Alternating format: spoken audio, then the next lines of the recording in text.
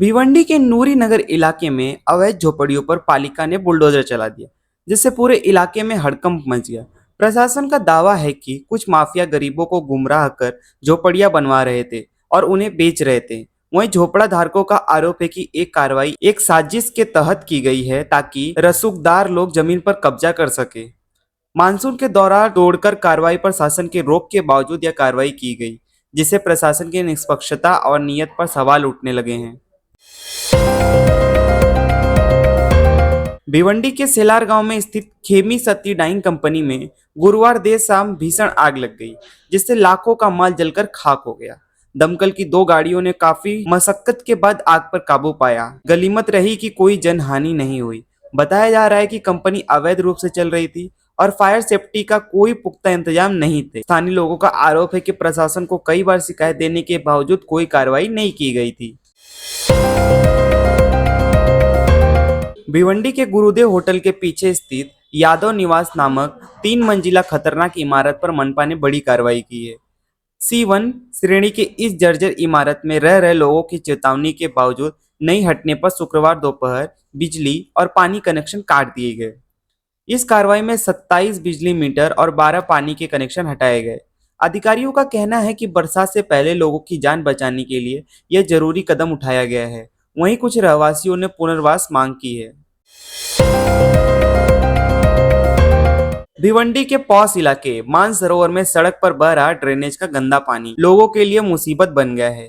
Mansarovar gate के पास महीनों से नाले की सफाई नहीं हुई है, जिससे कीचड़ और बदबू से राहगीर बेहाल है। आसपास की सोसाइटियों और मैरिज हॉल में आने जाने वाले हजारों लोग रोज इस गंदगी से जूझ रहे हैं। नागरिकों ने कई बार शिकायत की, लेकिन मनपा की नींद अब जाकर टूटी है। अतिरिक्त अभियंता सचिन नाइक का दावा है कि सफाई के निर्देश दे दिए गए हैं और 2 दिन में समस्या सुलझ जाएगी। भिवंडी के करेश नगर इलाके में बकरीद पर जानवर बेचकर जमा की गई 2 लाख रुपए की नकदी चोरी हो गई। नसीर अपार्टमेंट में रहने वाले व्यापारी नदीम सफीक कुरैशी ने बताया कि उन्होंने बकरीद के मौके पर जानवर बेचकर यह रकम कमाई थी और घर में रखी थी, लेकिन 11 जून की शाम किसी अज्ञात चोर ने उनके घर में घुसकर पूरी रकम उड़ा ली। नदीम ने निजामपुर पुलिस थाने में शिकायत दर्ज कराई है। त्योहार के वक्त हुई इस वारदात ने इलाके में दहशत का माहौल है। भिवंडी मनपा में पूर्व आयुक्त अजय वैद की वापसी की चर्चा से प्रशासनिक गलियारों में हलचल मच गई है। मी पुन्हा येईल के तर्ज पर कुछ भ्रष्ट अधिकारी फिर सक्रिय हो गए हैं, जबकि आम जनता और कर्मठ कर्मचारी इस खबर से चिंतित है। अफसरशाही और भ्रष्टाचार के पुराने दौर की वापसी का डर फिर सताने लगा है। नगरवासी अब पारदर्शिता और जिम्मेदार नेतृत्व की मांग कर रहे हैं, ताकि शहर का विकास ईमानदारी से हो सके। भिवंडी में ट्रैफिक और कानून व्यवस्था को लेकर शिवसेना उद्धव ठाकरे गुट के प्रतिमंडल ने डीसीपी शशिकांत बोराटे से मुलाकात की। जिला प्रमुख मनोज गगे के नेतृत्व में हुई इस बैठक में ट्रैफिक जाम और बढ़ती अव्यवस्था को लेकर चर्चा हुई। डीसीपी ने समाधान का आश्वासन दिया। इस दौरान शिवसेना पदाधिकारियों ने नागरिक समस्याओं को लेकर लिखित निवेदन भी सौंपा। इजराइल ने ईरान के खिलाफ जो अभूतपूर्व हमला किया है, उसका मकसद सिर्फ परमाणु खतरे को खत्म करना नहीं, बल्कि तेहरान में शासन परिवर्तन भी हो सकता था। प्रधानमंत्री नेतन्याहू को उम्मीद है कि इस हमले से असंतोष भड़केगा और इस्लामिक रिपब्लिकन की सत्ता हिल सकती है, लेकिन ये एक बड़ा जुआ है, क्योंकि अभी तक कोई संकेत नहीं है कि ऐसा जन आंदोलन शुरू हो चुका है।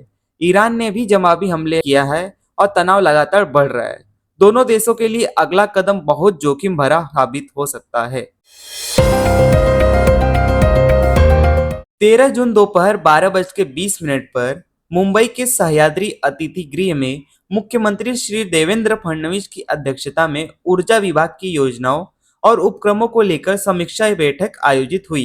इस दौरान राज्य में ऊर्जा से जुड़ी परियोजनाओं की प्रगति, नए उपक्रम की रूपरेखा और आम जनता को मिलने वाली सुविधाओं पर चर्चा की गई। बैठक में संबंधित विभागीय अधिकारी भी मौजूद रहे। अहमदाबाद एयरपोर्ट से लंदन जा रही एयर इंडिया की फ्लाइट AI-171 गुरुवार को टेकऑफ के कुछ सेकंड बाद ही मेडिकल कॉलेज की बिल्डिंग से टकराकर क्रैश हो गई। हादसे में अब तक कुल 274 लोगों की मौत हो चुकी है। जिनमें विमान के यात्री, क्रू मेंबर और जमीन पर मौजूद लोग शामिल हैं। बीजे मेडिकल कॉलेज के 10 डॉक्टर, उनके परिजन और 24 छात्र भी इस हादसे में घायल हुए हैं। पीएम मोदी ने शुक्रवार को घटनास्थल और घायलों से मुलाकात की। विमान का ब्लैक बॉक्स बरामद हो चुका है और उसकी जांच जारी है।